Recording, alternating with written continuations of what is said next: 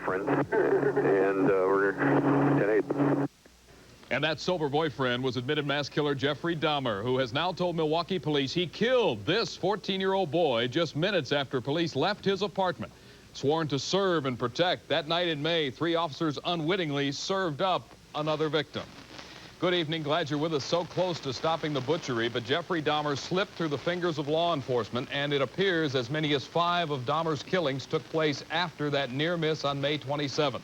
Tonight, stunning audio recordings that show an apparent callousness, if not incompetence, on the part of 3 Milwaukee police officers who, as Ann Kavanaugh tells us, have been suspended and have a lot of questions to answer.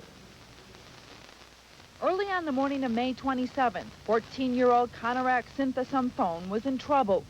Glenda Cleveland knew it and called 911. Okay, this butt-naked young boy or man or whatever, he's butt-naked, he's been beaten up real bad, and he fell out, and people are trying to help him stand. He can't stand. He's butt-naked. He has no clothes on. He is very hurt. Is he awake? He ain't awake. They trying to get him to walk, but he can't walk straight. He can't even see straight. Okay. And every time he stand up, he just fall out. 25th and State. Yeah. 3 Milwaukee police officers arrived on the scene outside Jeffrey Dahmer's apartment, but didn't see the danger. Dahmer told them he and the boy were having a lover's spat. He said Conorak was 19 and drunk. Police helped carry Conorak back into Dahmer's apartment. Glenda Cleveland knew something was terribly wrong and called police 3 more times. I mean, my daughter and my niece witnessed what was going on. Was anything done about the situation? Do you need their names or information or anything from them? No, not at all. You don't? No. There's the intoxicated boyfriend of another boyfriend. Well, how old was this child? It wasn't a child, it was an adult. Are you sure? Yep. Are you positive?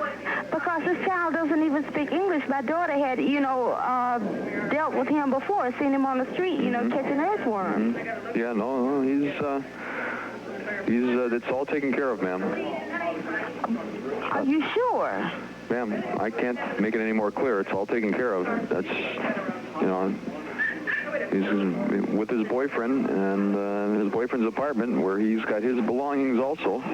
But that's where it's released. Isn't this, what if he's a child and not an adult? Are you positive this is an adult? Ma'am, like I explained to you, it's all taken care of. It's as positive as I can be. Oh, I see. Okay, I can't do anything about somebody's sexual preferences in life. When police entered Dahmer's apartment, he had a dead body in his bedroom. He later said smelled like hell, but the officers didn't notice. There was nothing that would raise a suspicion that there was any foul play. No odor that would raise a suspicion of foul play. There were also photos of some of Dahmer's previous victims scattered on the floor. The officer's attorney said they noticed pictures of Conorak, but they weren't alarmed. And those photographs were of the Asian male in some sort of brief, either underwear or a bikini-style swimsuit. Dahmer told investigators he killed Conorak right after the police left his apartment. At the same time, the 3 officers were laughing about the situation over the police radio. The intoxicated Asian naked male was returned to his sober boyfriend. For a minute, my partner's going to get deloused at the station. The tapes that were released obviously speak for themselves. That the police department individuals who responded failed to conduct a basic, proper police investigation into the matter. Basic law enforcement practices were not followed. The police department has filed charges against the 3 officers, accusing them of neglecting their duty. They have 7 days to respond. If found guilty, the officers could be fired. The department also considered filing criminal charges against them, but the district attorney advised against it. Tonight, Conorak's family grieves and tries to make sense of a senseless situation. This thing happened, we're gonna have to accept it, and then hopefully it won't happen again. Not only to us, to anybody, that we don't like to see it again, we don't want to hear it again, and then we don't even want to talk about it again. That's how much it hurt us. Ann Kavanaugh, Fox News, Chicago. Dahmer's grisly string of murders did, of course, come to an end when one of his intended victims broke free and alerted police to the apartment of death. Tracy Edwards spoke for the first time on camera today Edwards says he came to Dahmer's apartment on July 22nd because Dahmer told him he was having a party. When he arrived, he realized he was the only guest. Dahmer somehow managed to handcuff Edwards and told him he planned to kill him. Edwards says he broke free and ran out of the apartment. Only the price of telling me he's going to eat my heart and stuff like this. I'm surprised he just sit there and waited for him to get back. Really, can you figure that one out? I guess it was just his time, you know?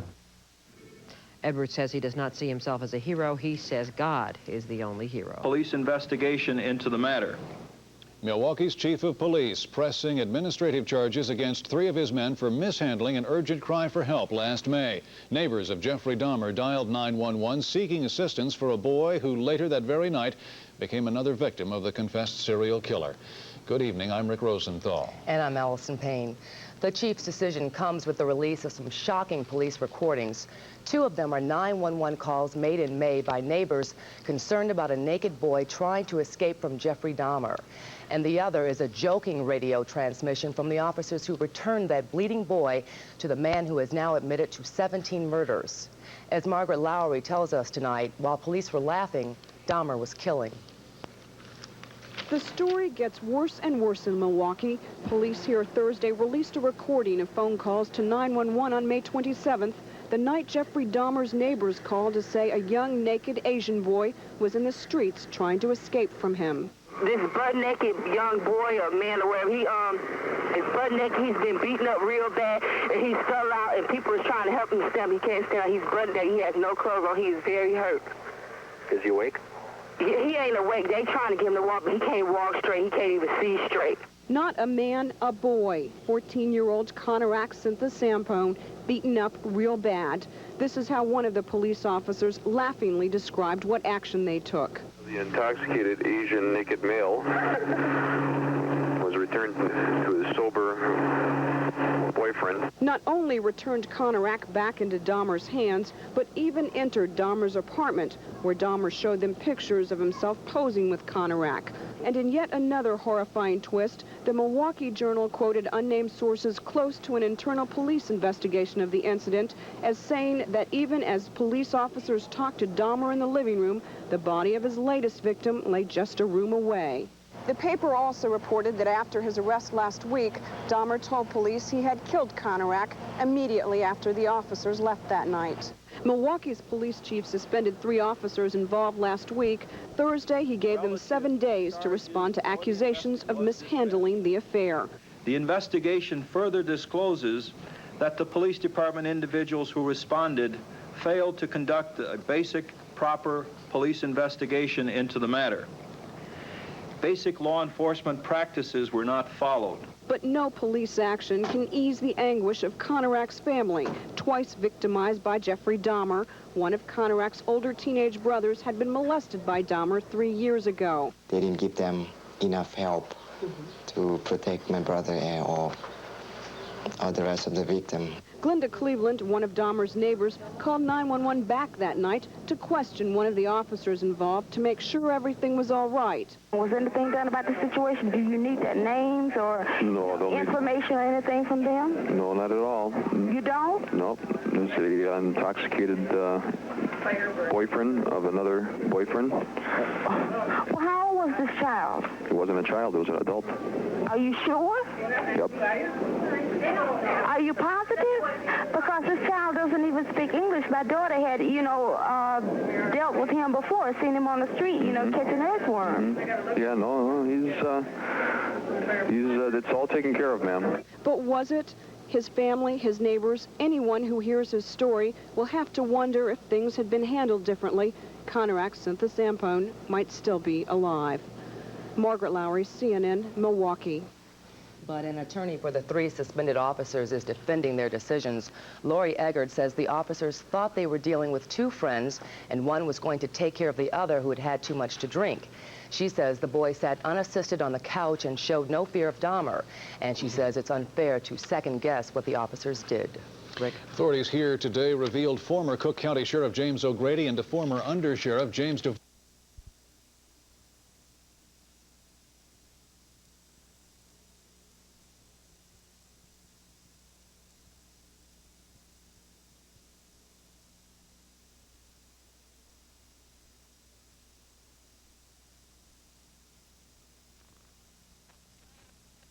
boy or man or whatever, his butt neck, he's been beaten up real bad. A call to 911 ignored. A little boy sent to his death inside the Milwaukee murderer's house of horrors. The police response. It's all taken care of, ma'am. Are you sure? Ma'am, I can't make it any more clear. It's all taken care of. Good evening. Our top story tonight, a voice no one listened to then. Now, no one will forget it. A call to 911, a frantic neighbor refusing to give up, finally forced to by the Milwaukee police force. All taking place in the early morning hours of May 27th. One final chance to stop the Milwaukee murderer, but police botched it. And tonight they stand indicted by their own radio tapes. Channel 2's Jay Levine tells us what is on those tapes. Jay? Bill, here in Milwaukee, police officials have now concluded that Jeffrey Dahmer should have been stopped back in May. The 3 police officers who will be disciplined in the case were actually inside Dahmer's apartment, just inches from where the remains were found last week. Tonight, we've pieced together an account of what happened back in May, using the accounts of eyewitnesses and the lawyers for the officers involved, and the actual 911 and police radio tapes. Yes, because you sent the ambulance on the corner of 25th and State. What's the problem? Okay, it's this butt-naked young boy or man or whatever. His butt neck, he's been beaten up real bad, and he fell out, and people are trying to help him stand. He can't stand. He's butt naked. He has no clothes on. He is very hurt. Is he awake? Yeah, he ain't awake. They trying to get him to walk, but he can't walk straight. He can't even see straight. And every time he stand up, he just fall out. 25th and State. Yeah, all right. They're one way. Oh, okay. Okay, bye. 5 minutes later, at 2:06, police were called at 25th and State. 2 cars, 3 officers. When they arrived, the youth was on his feet, walking with Dahmer down that alley. They separated the two. One officer took the youth, who didn't respond to questioning, and had to be propped up against a car. The other questioned Dahmer. That man appeared calm, concerned for his friend, relaxed, and showed no sign of trying to hide anything, no sign of nervousness, which would typically be there if a person were trying to hide a crime. The officers then took both inside the apartment, where they say they found pictures Dahmer had apparently taken earlier that evening. The officers found photographs of the Asian male, and those photographs were of the Asian male in some sort of brief, either underwear or a bikini-style swimsuit. And the poses in the picture were exactly that, poses. At 2:22 a.m., just 16 minutes after they'd been assigned, the officers reported in. Intoxicated Asian naked male was returned to his sober boyfriend, and we're at C18 or C10. There is clear evidence of laughter on the tapes. One officer said his partner had to be deloused, and then they left. For them, it was over. For others in this neighborhood, it was clearly not. Glenda Cleveland called police asking why nothing had been done. She was passed from officer to officer before she finally got to the right man.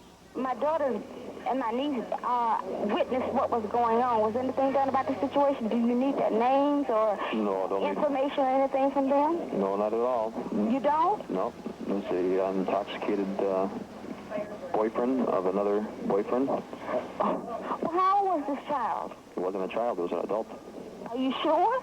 Yep. Are you positive? Yeah, no, it's all taken care of, ma'am. Are you sure? Ma'am, I can't make it any more clear. It's all taken care of. That's, this is with his boyfriend and his boyfriend's apartment. Now, you positive this is an adult? Ma'am. Like I explained to you, it's all taken care of. It's as positive as I can be. But it appeared to have been a child. This is my concern. No, he's not. He's not a child. No, he's not. Okay? And that's a boyfriend thing. Within hours, the 14-year-old was dead. Within weeks, Dahmer had claimed 6 new victims. Channel 2's Lester Holt tonight spoke with a woman whose pleas for help were ignored. Lester? Jay, the last woman we heard in the tape was Glenda Cleveland. She made the call after her niece and daughter saw what was happening in the alley. They came back and told her. She made the call thinking she was doing the right thing, thinking she might save a life, thinking the call might make an impact. It has, but too late. Hers was the voice of insistence, the voice of concern, the voice that fell on deaf ears. Tonight, Glenda Cleveland relives the frustration of being shut out by a police operator as she insisted the person being beaten was a child. When I say what I have to say and I know it to be true, I don't feel that I have to constantly keep repeating myself. And I think that can be said for everyone. We know we do not have the fact in this case. Tonight, Mrs. Cleveland is not alone in her frustration. The family of victim Conrad Simthasumphone gathered at a memorial service. The death of my brother, Conrad, has greatly changed our life. It is not easy to accept that he has died and died so violently. Glenda Cleveland remembers the day Conrad died, remembers the police assurances that everything was okay. Did you start to doubt yourself? I must admit I did. I did. But do you feel they let that boy down that night? Yes, they did. Yes. Yes, he was definitely let down. He was let down as low as he could get. And that was to his grave. You can't get much lower than that. During that long phone conversation you heard between Mrs. Cleveland and police, not once did they ask her name, not once did they ask where she lived. That was the end of it. Until now. And now you can believe there are a lot of police investigators talking to Glenda Cleveland. We're live in Milwaukee. I'm Lester Holt, Channel 2 News. Thanks, Lester. We have information tonight that may put the police actions in perspective. It regards the size of the Laotian boy whom the police said looked like an adult. 14-year-old Conrad Simthasumphone was only 5 feet 3 inches tall. He weighed just 110 pounds. Tonight, the Milwaukee police chief is speaking out on the scandal revealed in the tapes. Chief Philip Areola concedes that his men botched the case, and he says their radio conversations after the incident are intolerable. The investigation further discloses that the police department individuals who responded failed to conduct a basic, proper police investigation into the matter. Basic law enforcement practices were not followed. Therefore, as a result of this investigation, conducted by the Internal Affairs Division, charges have been preferred against the individuals involved. Those charges will be within the department since the officers did not commit an actual crime. Which leaves us with one sobering realization. There would be no Chicago connection to the Dahmer case if police had stopped Dahmer on that fatal visit. Most of his Chicago victims were killed after that date. They are Ernest Miller, Oliver Lacey, Jeremy Weinberger, Matt Turner. Tonight, Channel 2's Elaine Tack spoke with Matt Turner's family. BBM News Radio 70. Matt Turner's family hadn't heard the police tapes from Milwaukee until we came by tonight and listened together. I'm on 25th and State, and this is young man. He is butt naked. He has been beaten up. He is very bruised up. They can't believe police didn't act. It makes you feel angry, hurt. They could have stopped it. He should not have died. 20-year-old Matt lived with his aunt. These pictures are less than a year old. He liked to joke and play with the family. He worked in Chicago and, according to friends, met Dahmer at Chicago's Gay Pride Parade. He was killed sometime in the last 2 months. To his family, his death now seems even more senseless. As we go day to day, it's just like you're walking, you're walking like in a dream that you think you'll come back. But when you continue to hear these things and continue to see them, there's nothing we can do. Matt Turner's family say they last saw him here at his home in the middle of June, and after hearing the audio tapes, they say the saddest thing is that they don't believe Matt had to die. On Chicago's South Side, I'm Elaine Tack, Channel 2 News. Turner's relatives say they hope severe disciplinary action is taken against the officers who appear to have ignored the pleas for help. More of our coverage of the extraordinary events in the Milwaukee area next. A horror story told by the men who escaped Jeffrey Dahmer's grip of death and alerted police. I knew that it was a life and death situation then, right? Yeah. It was me against him.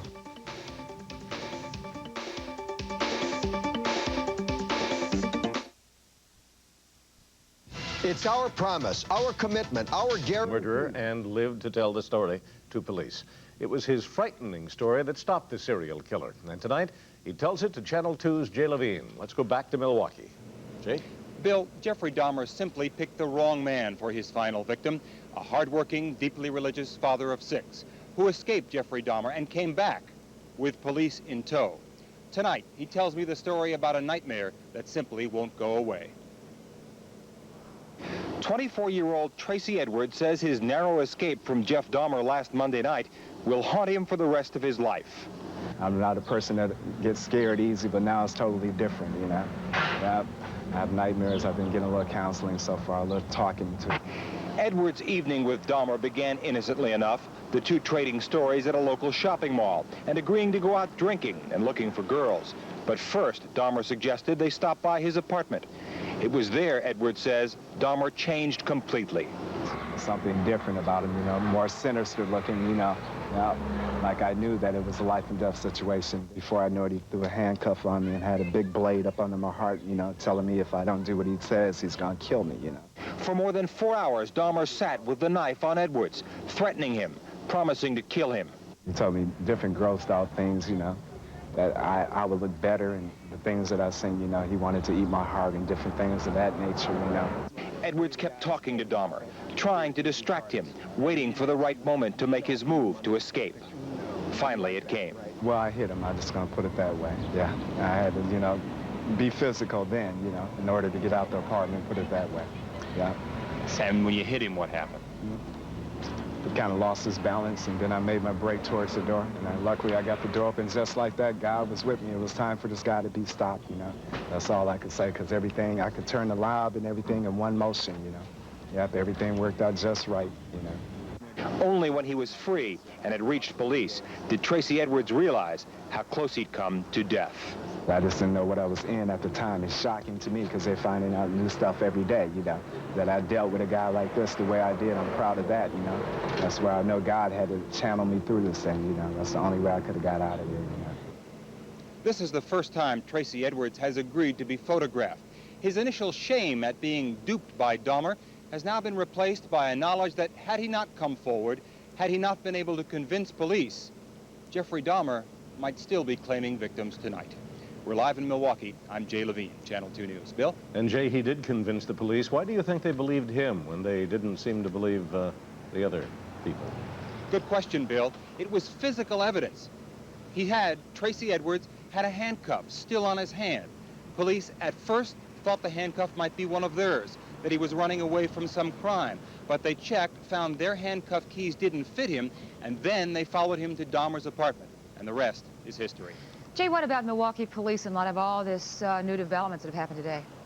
Adele, there are strong rumors that there may be some kind of outbreak of blue flu here in Milwaukee. Esposito runs on vacation. Tonight, controversy swirls around the Milwaukee Police Department over the handling of a call to help one admitted victim in Jeffrey Dahmer's horrifying serial murder case. Police tapes released today reveal what some see as potentially damaging remarks made by responding officers. It's announced an internal police probe will include disciplinary charges, and for the first time, the attorney for the officers in question speaks out in their defense. First, though, police audio tapes are shedding dramatic new light on how Milwaukee police officers handled their encounter with Jeffrey Dahmer, an Laotian boy who apparently was trying to escape from the accused serial killer. May 27th incident involved 14-year-old Conrad Sinthasomphone. A resident dialed 911 to report a boy was naked and bleeding outside the apartment building where Dahmer lived. That caller, Tina Spivey, asked for police help, but she was transferred to a fire department dispatcher. This butt-naked young boy or man or whatever, is butt-naked. He's been beaten up real bad, and he's fell out, and people are trying to help him stand. He can't stand. He's butt-naked. He has no clothes on. He's very hurt. Is he awake? Yeah, he ain't awake. They trying to get him to walk, but he can't walk straight. He can't even see straight. And every time he stand up, he just fall out. 25th State. Yeah. All right. They're one way. Okay. Bye. Next, we hear the recording of the police dispatcher's call to the police officers who responded to the call for help.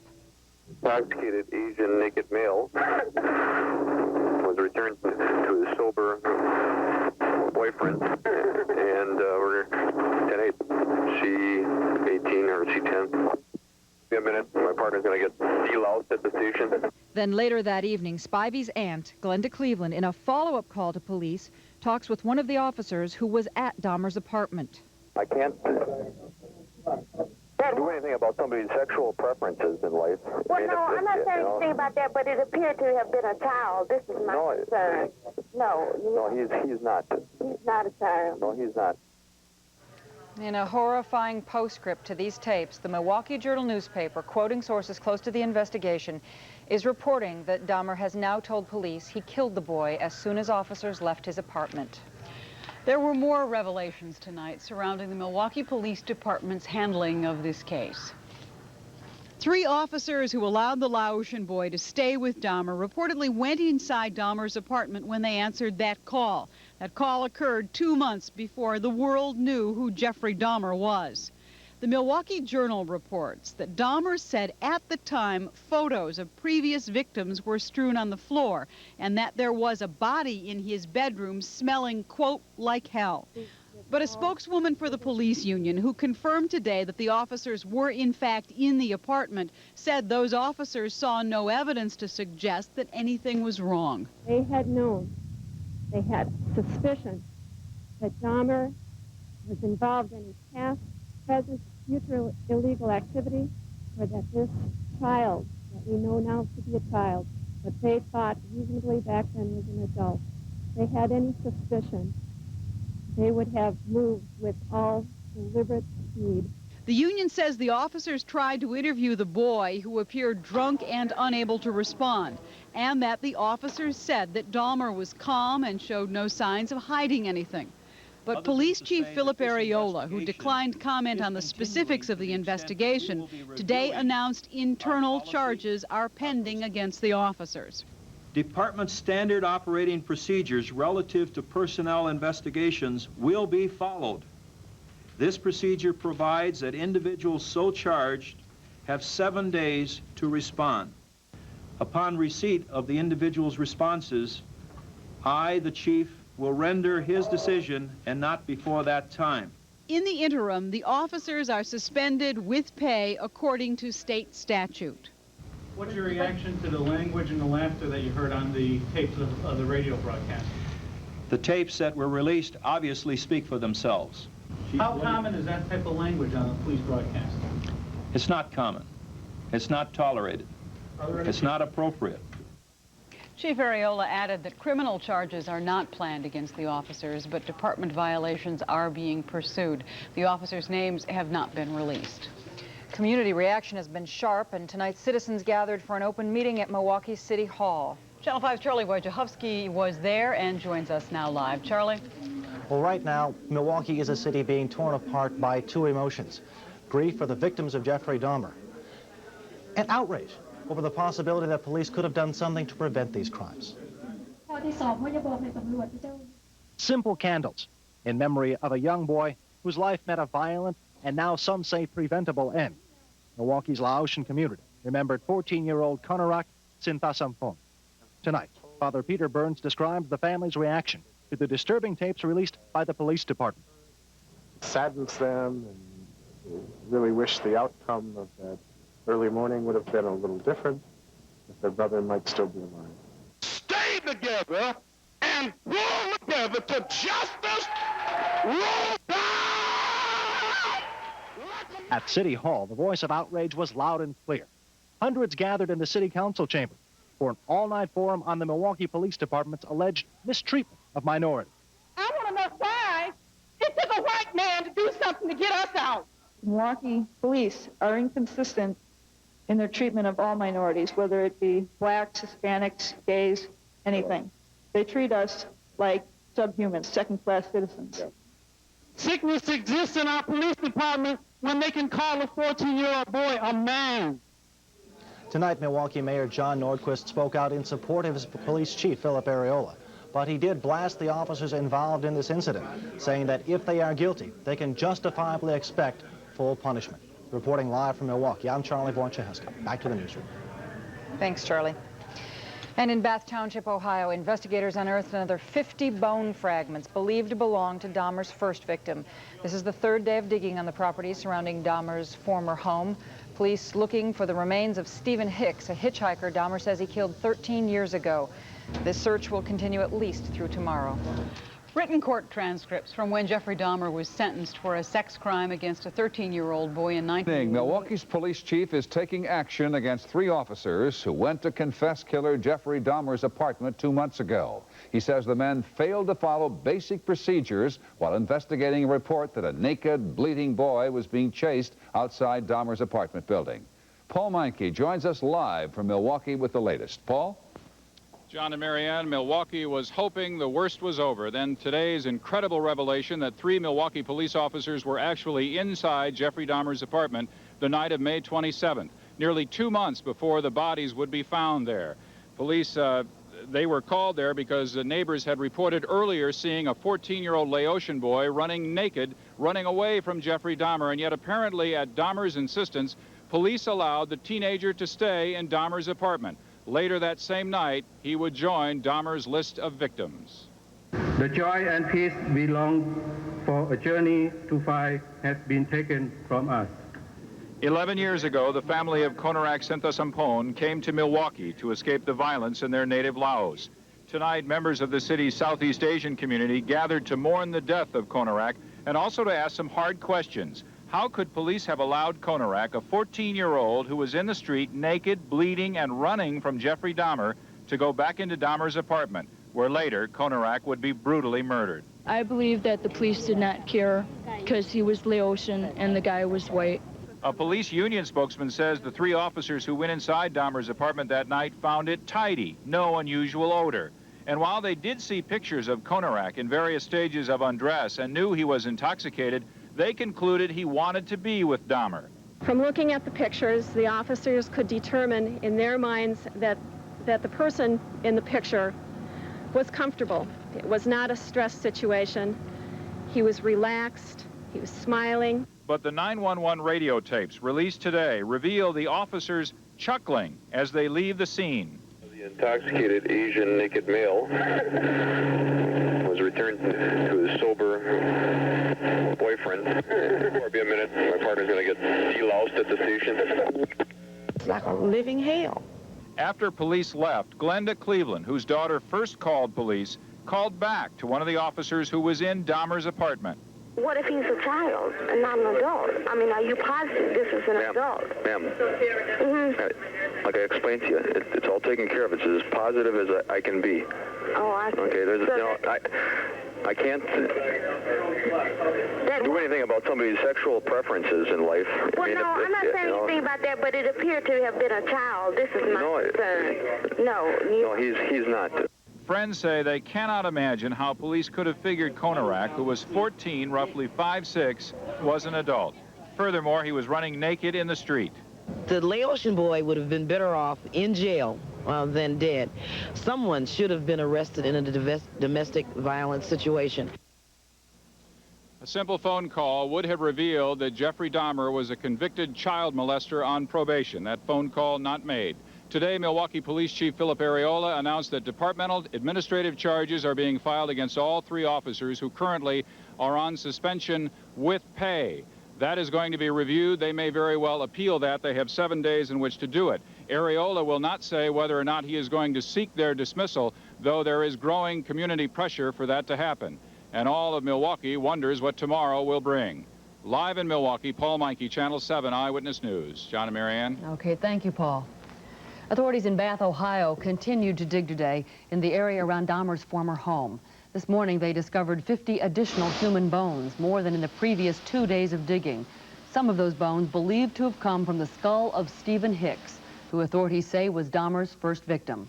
The teeth are missing, apparently because Dahmer's parents hired a handyman to clean up the property about 1 year after the killing. That gentleman has informed us that when he did that, he did rake up a lot of bones. He did not appreciate what they may have been at that point in time. What did he do with them? Well, they, as he advised us, they were placed in bags, and the family took them to a dump site. Dahmer's father and stepmother are confining themselves to their apartment, refusing to talk publicly about this case. Dahmer's relatives also say they've been receiving up to 15 calls an hour for information. John. Marianne, an undercover Gary narcotics police officer who reportedly is cooperating in a federal probe. Dorothy? Jeffrey Dahmer has damaged the positive image of the city of Milwaukee. In the last 11 days, people here have seen stories both locally and nationally about the problems in this city, and people find those stories very painful. Let us march on, hallelujah. Opening day of the Milwaukee African World Festival, but the tone is sober as a local preacher prays for the victims of Jeffrey Dahmer. We pray for those who are bereaved, not just the families, but our communities and our city, who are so bereaved over this recent incident. And we come to you because we need your divine surveillance. The entire city of Milwaukee may be grieving, not just for the dead, but for the damage that has been done to this city's image, a city that promotes itself as the cleanest and safest in the Midwest. Milwaukee feels a little bit like Dallas might have felt after the assassination of President Kennedy. This isn't what we like our image to be. But Jeffrey Dahmer is the Milwaukee the country has seen in the last 11 days. It is an association that Bill Shawgard doesn't like. He's been peddling balloons in this corner for more than 50 years. Well, don't give the people of Milwaukee a good name. What he did doesn't give them a good name. Milwaukee does indeed look bad to some visiting the city today, even on one of the brightest and most comfortable days of the summer. I just feel a little sorry for the city. I think it hurts their image a bit. I'm not sure what they can do about it. Now, city leaders are hoping that the Dahmer story will not hurt tourism. They're hoping that this nation will see this as a senseless crime that could have happened anywhere. Unfortunately for the city of Milwaukee, it happened here. We're live in Milwaukee. I'm Dorothy Tucker, Channel 2 News. Dorothy, as you know, of course, there is a Chicago connection to the Dahmer story. 4 of the young men he confessed to killing lived here. They were all murdered after police botched their chance to arrest Dahmer back in May. They were Ernest Miller, Oliver Lacey, Jeremy Weinberger, and Matt Turner. And tonight, bitter reaction from the father of one of those victims. As Channel 2's Jim Avila reports, Jeremy Weinberger's dad believes his son could still be alive if police had stopped Jeff Dahmer when they had the chance. David Weinberger's son was murdered nearly 2 weeks after Milwaukee police had a chance to stop the killing. Jeremy Weinberger disappeared from the streets of Chicago and was last seen alive leaving Carroll's Speakeasy with Jeffrey Dahmer early in the morning. 2 days later, Jeremy became Dahmer's final victim when he tried to leave his Milwaukee apartment. Today, a father's outrage. Weinberger telling Channel 2 News, quote, "I'm a very sad man. It's a shame. They could have saved lives, including my son's. They should have checked computers, the boy's age. They should have been police." The family of Matt Turner says he too should be alive today. It all boils down to fundamental police work. You hurt because, if they had done their job properly, then they would have, went to the scene and, and if they went in the apartment, then they know that, something was wrong. Since it was just these boys or whatever he might say they were, they probably just hunched up in their shoulders and just say, what the heck, let's go on to another, because this is not worth investigating. Chicago's gay community, which is still upset about how police handled this AIDS protest in June, says police insensitivity often prevents gay victims from reporting crime. They contend the responding Milwaukee police officers displayed blatant homophobia, a fear of gays, charging that 2 officers are more anxious to get away from the victim than investigate the crime. The person who was injured should have been interviewed. And the second reason is that they didn't know how to handle it because the 2 participants were gay men, or they perceived them to be gay men. They got scared and they ran away. Gay activists contend that the Milwaukee incident should prove to police officers that insensitivity is not only humiliating and insulting, it can also be... And in crisis tonight, rocked by a series of shocking murders, and now charges of police insensitivity and misconduct. The mayor of Milwaukee, John Norquist, is trying to pull his city together and convince frightened people that the police can protect them. He's calling for a weekend of healing and is naming a task force to look into complaints about the police whose professionalism has been called into question over the handling of the Dahmer killings. Channel 2's Jay Levine is live in Milwaukee with the latest on the story. Jay? Walter, Mayor Norquist is pleading with the people of Milwaukee not to let this tragedy tear the city apart.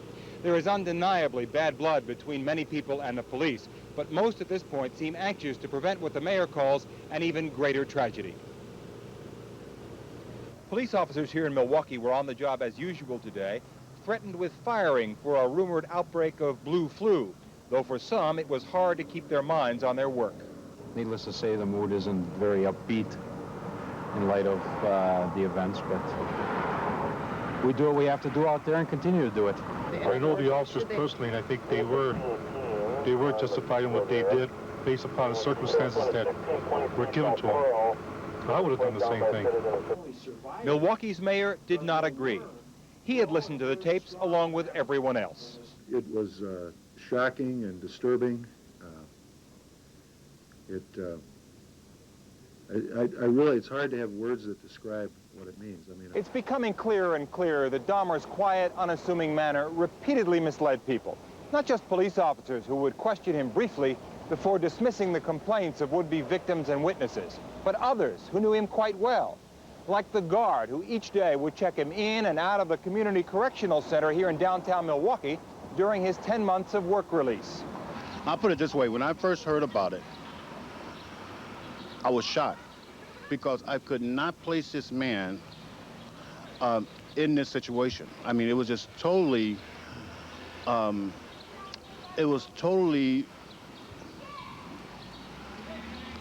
devastating. Roy Davis recently resigned from the Milwaukee Department of Corrections after 5 years as a jail guard.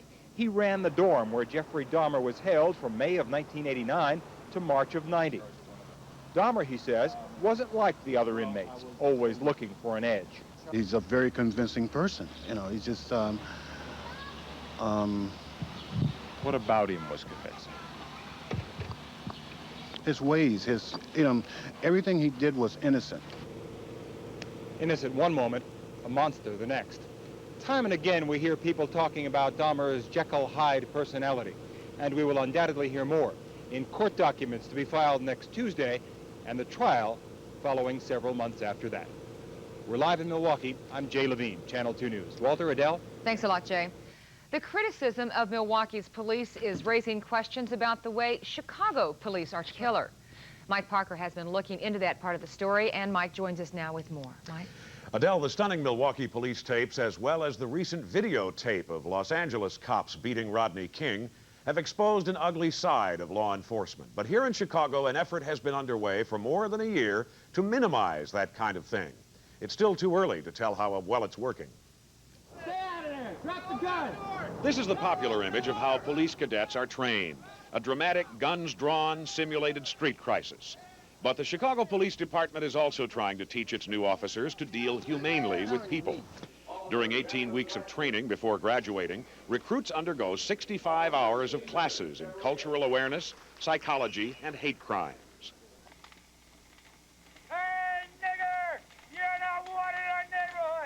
Specially produced videotapes, lectures, and group discussions encourage officers to respond to racial, ethnic, and sexual minorities in a caring way. It's the brainchild of Police Superintendent Leroy Martin. We bring people in from the state's attorney's office, the Anti-Defamation League, from the gay community. They all come in and make presentation. From all indications, what the Chicago Police Department is doing is much better than what is taking place in most police departments around the country. The Anti-Defamation League's regional director, who helped design the Chicago Police sensitivity training, says the Milwaukee police tapes prove the need for such classes. It appears to me that the person I heard speaking was inept and very out of touch with a humanitarian concern.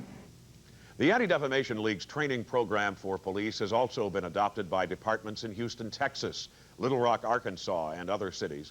And today, a letter went out from the Chicago ADL office offering the training program to yet another law enforcement agency, the Milwaukee Police Department.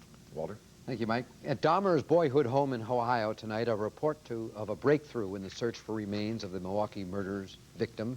Police and medical experts combined the 2-acre area, inch by inch for a week, finding more than 50 fragments of human bones in the progress. Today, fragments of teeth were found. They'll be matched against dental records provided by the family of Stephen Hicks. Dahmer says that Hicks was his first victim.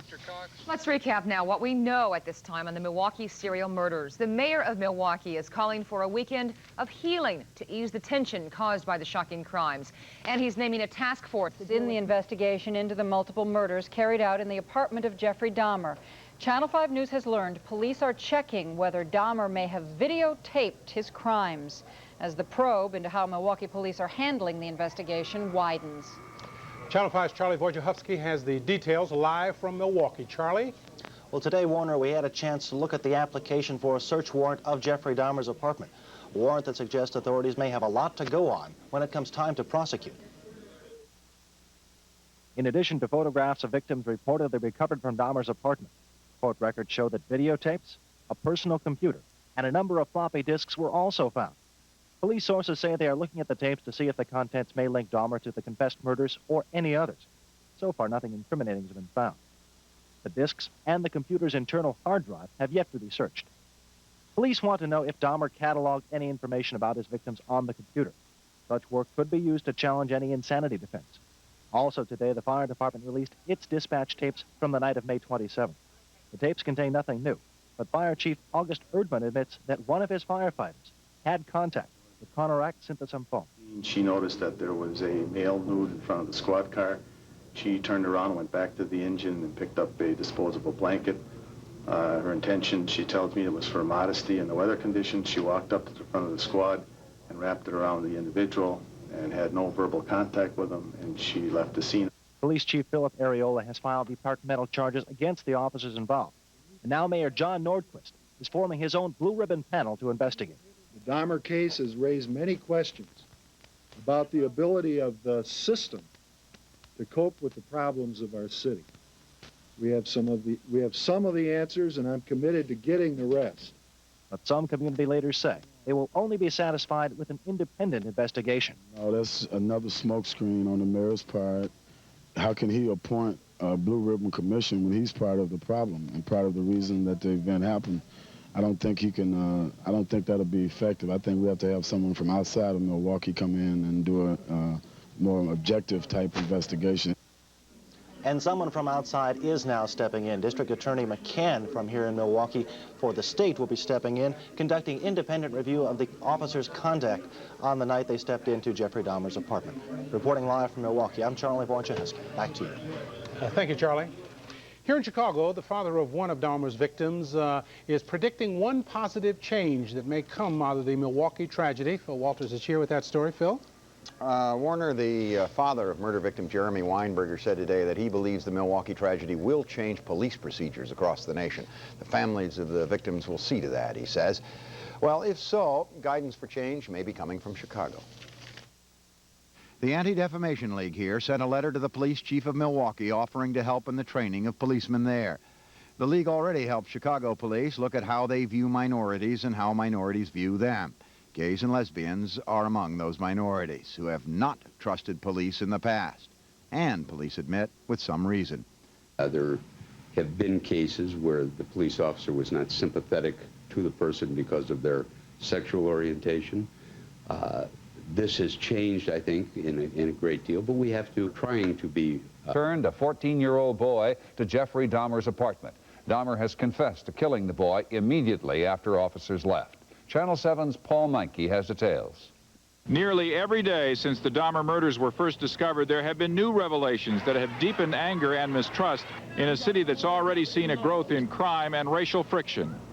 What you have now with these murders is the fuse that has now been lit. The mayor wants to defuse the situation, today announcing that a blue ribbon panel will look at crime and community relations. The time has come to stop pointing fingers and looking for someone to blame. Those who would continue to tear this community apart by setting group against group, neighbor against neighbor, are wrong. Still, the finger-pointing goes on, most of it aimed at the police department where morale is low. How could 3 police officers allow a naked, intoxicated 14-year-old boy to remain with the man who would kill him a short time later? The night of Conorak Synthosampone's murder, the police officers inside Jeffrey Dahmer's apartment never ran a name check on Dahmer or Conorak. There is no policy that would have required that. It's discretionary, but it is also good judgment. It's always easy to second-guess the police. There's no question about that. But yet at the same time, when it comes down to this situation, there were too many opportunities for follow-up and re-examination that were, in effect, not followed through. As Milwaukee tries to gauge the effect Jeffrey Dahmer has had here, there are growing calls for improved police training. Hopefully, the community will be mobilized to follow through on making sure that policies, procedures, training, recruitment... The mayor of Milwaukee is declaring Sunday a day of healing to help his city recover from the controversy surrounding the murders. Mayor John Norquist is pleading with residents not to let the tragedy tear the city apart. He says he understands the community rage over police handling of the killing spree by Jeffrey Dahmer, but he says it's time to move on. The time has come to heal our wounds and make sure that we create the kind of community where this can never happen again. To accomplish that, the mayor is creating a blue ribbon panel to study relations between police and the residents, as well as the department's racial sensitivity. The questions still centering around what happened the night police came face-to-face with Jeffrey Dahmer and let him slip away. They're in action, captured on a series of stunning audio tapes. Channel 2's Jay Levine is just back from Milwaukee, where those tapes are leaving a lasting impression. There as well as here, Jay. Bill, the evidence continues to pile up. New tapes, new testimony, all pointing to a serial killer too clever for authorities to catch. Even the night back in May, when they apparently caught him in the act of abducting a 14-year-old boy. I have a party down from a battery. Police have been notified. 2500 West State Street, 2500 West State. Paramedics spent just 2 minutes and 59 seconds there. They gave the youth a blanket and talked with the police before radioing back. Engine 32 or 10/8/10/19 1076. That's code for false alarm. Jeffrey Dahmer outsmarting authorities as he'd done time and again. His baby face and disarming demeanor fooling even those who knew him well. I was shocked because I could not place this man in this situation. I mean, it was just totally devastating. Roy Davis was a corrections officer in charge of the jail dorm where Dahmer lived while on work release until last year. He spoke with him nearly every day for 10 months. He's a very convincing person. You know, he's just, What about him was convincing? His ways, everything he did was innocent. Davis understands why the officer who questioned Dahmer sounded so sure. Ma'am, I can't make it any more clear. It's all taken care of. That's, you know, he's with his boyfriend and his boyfriend's apartment. Now, you positive this is an adult? Ma'am, like I explained to you, it's all taken care of. It's as positive as I can be. But the release of the tapes did nothing to change the minds of other police officers. I know the officers personally, and I think they were justified in what they did based upon the circumstances that were given to them. I would have done the same thing. Still, the threatened walkout by officers failed to materialize today, and along with a vote of confidence for his police chief, Mayor Norquist made this prediction. I don't think that the rank-and-file police officers, the members of the Milwaukee Police Department, want to walk out on the citizens of Milwaukee. Although Mayor Norquist has given Police Chief Philip Areola a vote of confidence for his handling of the controversy, the results of a poll of police officers is expected to reach the opposite conclusion. That poll could be released as soon as tomorrow. Bill, Adele? Jay. An important discovery in Ohio tonight on the grounds of Dahmer's boyhood home. For 3 days, teams of detectives have been raking and digging through the yard, searching for the remains of a teenager Dahmer says was his first victim. Tonight, they found 5 teeth in the underbrush, and they appear to be human. Tests will now be done to see if the teeth match the dental records of the victim, Stephen Hicks. So far, police have found more than 120 bone fragments in the yard.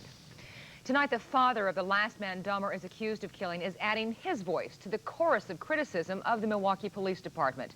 David Weinberger's son, Jeremy, was murdered nearly 2 weeks after Milwaukee police botched a chance to stop Dahmer's murder spree. Today, Weinberger told Channel 2 News, "I'm a very sad man. It's a shame they could have saved lives, including my son's. They should have checked computers, the boy's age. They should have been police."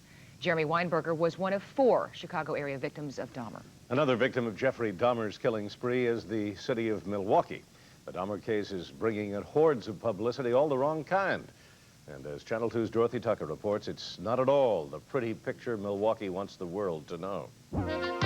Shopping in downtown Milwaukee, boating on the riverfront, sports, a hot nightlife. These are the images Milwaukee leaders like to use to attract tourists to this city. But this is where the tourists are flocking tonight. Take a picture? They're snapping pictures of the building where serial killer Jeffrey Dahmer brutally murdered and dismembered his victims. They're driving by in cars, pointing. The gruesome story behind Jeffrey Dahmer has been in the national and the local press for the last 11 days. The people here in Milwaukee can't get away from it.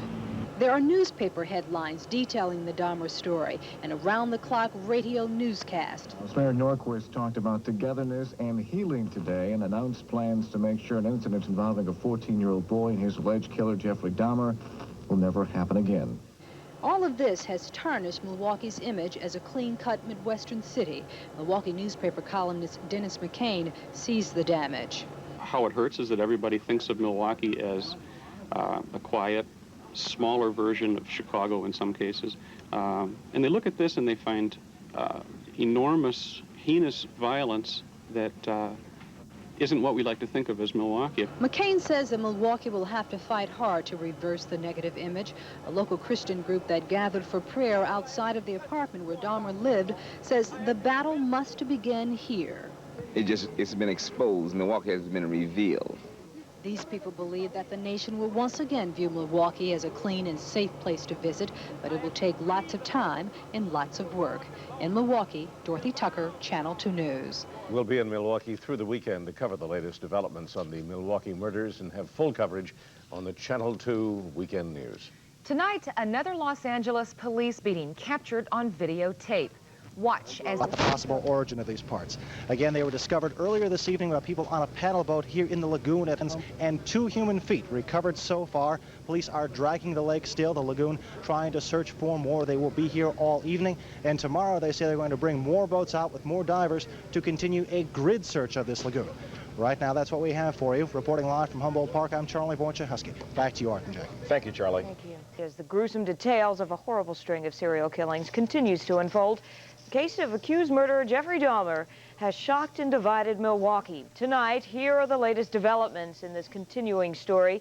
Milwaukee clergy call for a day of healing. Wives of police officers take to the streets in support of the city's handling of the case. And a published report reveals how Dahmer allegedly ate one of his victims. Well, Milwaukee has been torn apart by charges of racism and police bungling. This weekend, efforts continue to heal the split and reunite the community.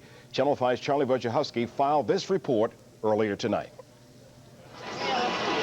Carrying signs that read, "I'm proud to be a policeman's wife," and wearing blue ribbons. More than 200 people marched on Milwaukee City Hall in support of the police department. A department under fire, unfairly they say, because officers returned a 14-year-old boy to Jeffrey Dahmer's apartment. Police wife Maureen Fritz says she feels the pressure at home.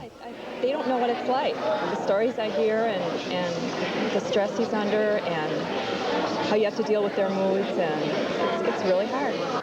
At a rally inside, city officials called for people to put their anger and blame aside.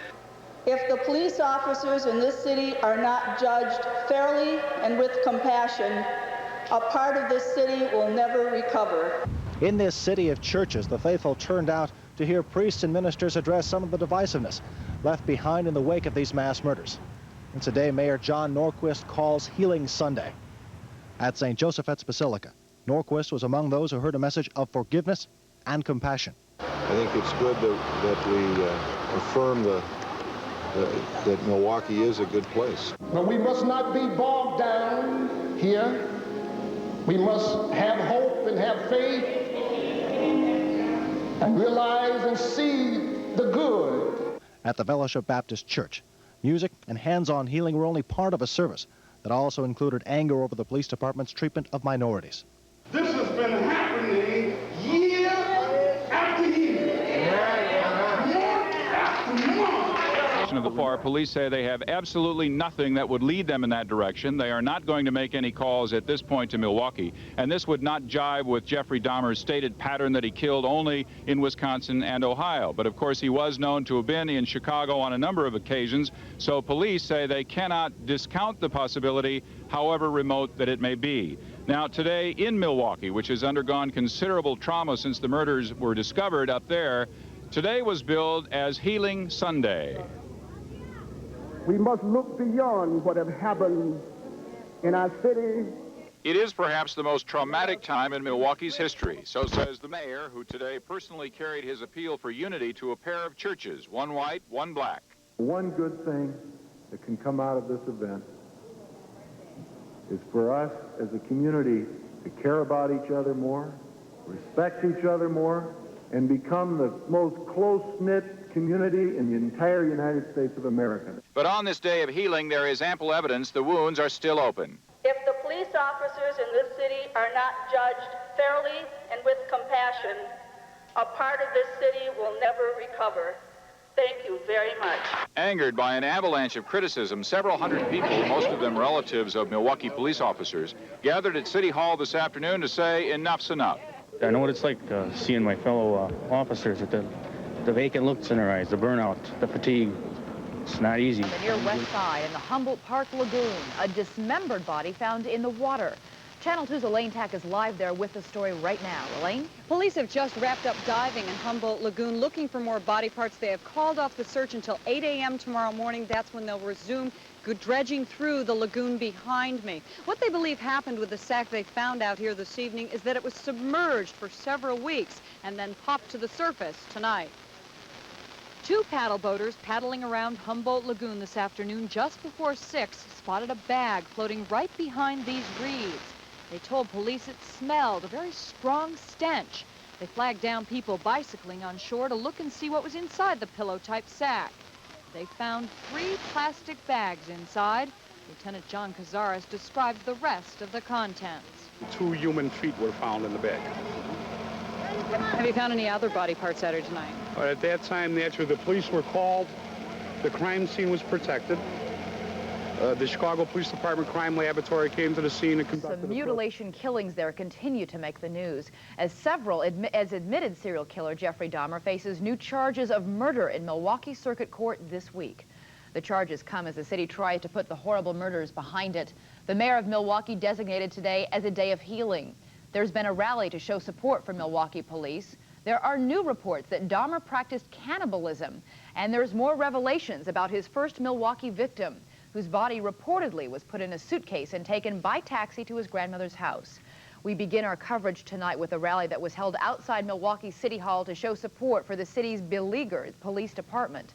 Channel 2's Mike Flannery was there. Hundreds of off-duty police officers marched with family and friends around Milwaukee City Hall today. They say that 3 fellow officers who face disciplinary charges for failing to arrest serial killer Jeff Dahmer last May are being singled out unfairly. I'm sick. I've been a cop for 30 years, and I can't wait till I can retire in January and I can get out there and say something. I'm not allowed to say too much anymore. At the tragic center of this angry debate is 14-year-old Connor Synthesymphone. He was too dazed to talk last May when he fled naked and bleeding from the apartment that was Dahmer's den of death. Police actually went into that apartment, but in the end, they accepted Dahmer's calmly told tale that the barely 5-foot-tall Conorak was his drunken adult lover. Soon after they left him with Dahmer, Conorak was killed. But these protesters say Dahmer fooled lots of others in officialdom, too, including his judge in an earlier case, a court-appointed psychiatrist, and the local probation department. Yet they complain only the cops are being disciplined. The officers didn't kill these 17 people. That's all they're talking about. This poor guy that killed these 17 people, you don't even hear about him anymore. All you hear about is the police department. We're sick and tired of hearing about it. What a friend we have in Jesus. Milwaukee's mayor had little response to the furious protesters. John Norquist had proclaimed this to be a day of healing, and at a series of church services tried to focus on the future. But he later told me it's too early to tell if any healing is yet taking place. It appears Milwaukee's agony may not be over anytime soon. The fact that the Dahmer killings have now become a hot political issue here will not make it any easier for this city to deal with the wild emotions that this case has unleashed. At Milwaukee City Hall, Mike Flannery, Channel 2 News. And there were some ugly new disclosures today in the Dahmer case. The admitted killer told police he fried and ate the biceps of one of his victims. This information surfaced today in a New York Times article, which also quoted Dahmer as telling police he killed a man in a hotel after a night of drinking. After waking up, Dahmer found the man dead, so he stuffed the body in a suitcase and disposed of it at his grandmother's house. Another part of the healing process, a memorial service today for a man believed to be Jeffrey Dahmer's first Milwaukee victim, 21-year-old Richard Guerrero. He disappeared in 1988. Now, 3 years later, family... A day-long search of the Humboldt Park Lagoon. Police tonight have found no more body parts and no more answers. The pressing questions: whose dismembered remains were found in the lagoon last night? And is this crime linked to any others, including the Jeffrey Dahmer case in Milwaukee? Good evening, I'm Carol Marine. And I'm Joan Esposito. Ron's on vacation. The couple who first discovered the body parts in the lagoon came forward today to tell their part of the story. Channel 5's Art Norman reports. Primitivo Santiago and Yolanda Lopez discovered the body parts while riding in a paddle boat. And there was a couple, and so he told the guy, pull the bag and open it. It could be a bag full of money. So both of them started opening the bag, and that's when the foot came out.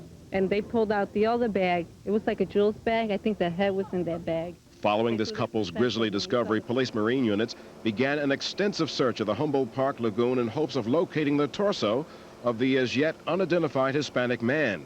At daybreak, scuba divers initiated a grid pattern search of the lagoon. However, investigators on the scene say so far there does not appear to be a connection between this case and the Dahmer murder investigation in Milwaukee. I know it would be a great story for all of you, but according to the police business that we're in, we don't have enough at this time to make any connection. But police are examining a possible link between the body parts found here and an unsolved murder in Uptown. On November 26, portions of a torso were found on North Kenmore and on North Sheridan Road. In the Uptown case, the head, hands, and feet were missing. And medical examiner Dr. Robert Stein issued a statement about the body parts found in the lagoon. He said the remains may have been in the water for several months, despite the fact that there was very little decomposition. And he said based on his preliminary findings, the victim was an Hispanic man with a mustache, sideburns, and extensive dental work. And police who are working with Stein tell me that they won't be able to take fingerprints for the next 24 to 48 hours. The investigation is continuing. Art Norman, Channel 5 News. And as of late this evening, police say they have no evidence of any connection between this case and the torso found in Uptown last November. In Milwaukee, a solidarity vigil is held tonight, and the first lawsuit in the Jeffrey Dahmer mass murder investigation is filed. The mother of one of Dahmer's admitted victims claims that police could have prevented her son's killing. Channel 5's Ray Suarez has the latest details live from Milwaukee. Ray? Joan, that federal civil rights lawsuit is asking for $3 million in damage in the death of Oliver Lacey. Tonight, marchers snaked through downtown Milwaukee for a candlelight vigil on the steps of the courthouse where Dahmer will appear tomorrow. Those speakers said this could have happened anywhere. The murders, that is. It's Milwaukee that has to deal with it. Each carried a tiny light, trying to brighten the shadow cast over the city by an enormous crime. They're Milwaukeeans who might otherwise not cross paths, different races and ages, choosing different people to love, brought together by Jeffrey Dahmer.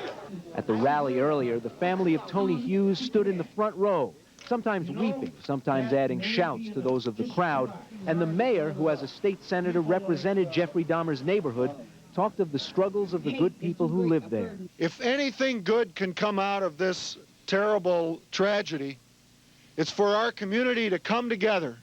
The politicians who spoke to the hundreds gathered at a lakefront park were heckled when the police were mentioned. It's been a 2 weeks which have strained the relationship between many Milwaukeeans and the police. And now the first lawsuit from the family. Was sacrificed because Mr. Dahmer was on the loose. And we feel that Mrs. Lacey's entitled to whatever relief we can get for her. The family of Oliver Lacey would have died if he wasn't black, so the police in effect denied Lacey his equal protection under the law. Chief Philip Areola, asking for more money for next year, is defending his officers. Our officers didn't murder anybody. The police department's not responsible for Jeffrey Dahmer. Though the lawsuit does blame police for returning one of Dahmer's victims back to that apartment building where 3 more men were subsequently killed. And by the way, tonight, 20 people moved out of Jeffrey Dahmer's apartment house en masse to a downtown hotel.